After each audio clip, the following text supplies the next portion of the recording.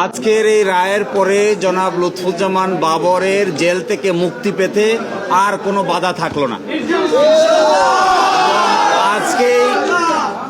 আজকেই কোর্ট বলেছেন আজকেই একটা অ্যাডভান্স অর্ডার সই করে দিবেন। আমি আশা করি আজকেই এই অর্ডার কমিউনিকেটেড হবে এবং দ্রুততম সময়ের মধ্যে তিনি জেল থেকে মুক্তি পাবেন।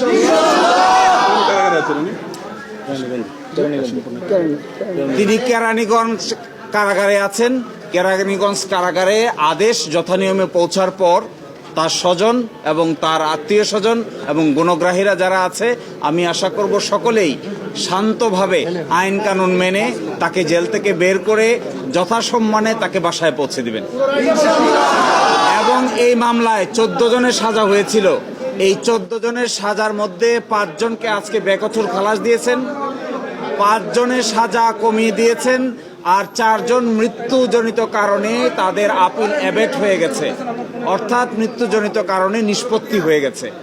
এই 5 জনের ভিতরে এই 5 জন যাদের সাজা হয়েছে তার মধ্যে পরেশ বড়ুয়ার সাজা হয়েছে 14 বছর। এছাড়া বাকি যারা আছেন তাদের মধ্যে লিয়াকত, তার মধ্যে আকবর, লিয়াকত, হাফিজ এবং শাহাবুদ্দিন, এই 4 জনকে প্রত্যেককে 10 বছর করে সাজা দিয়েছেন। 10 বছর করে সাজা হলেও তারা দীর্ঘদিন থেকে জেলে আছে।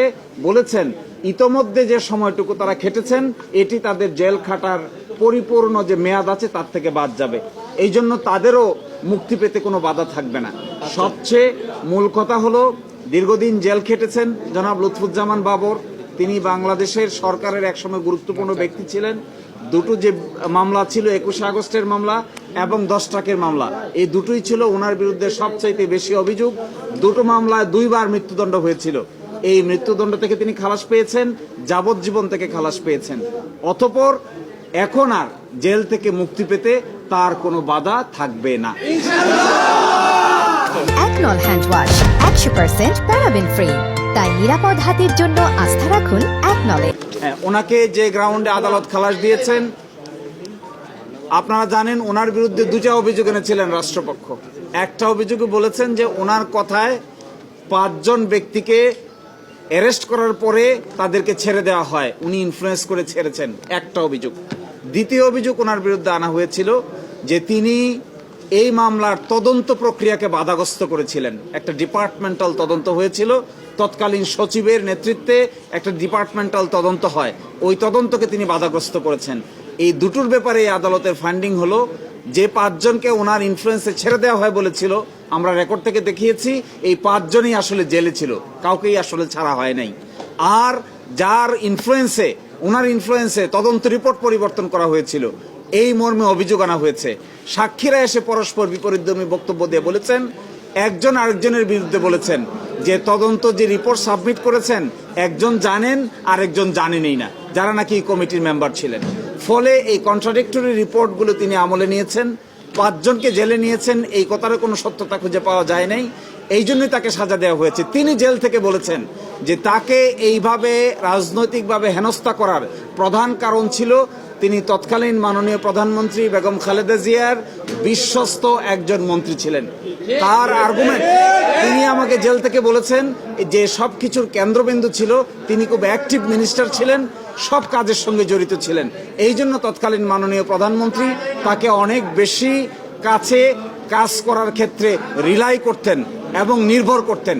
এই নির্ভরতার কারণেই তার জীবনে এই দুর্যোগ নেমে এসেছিল।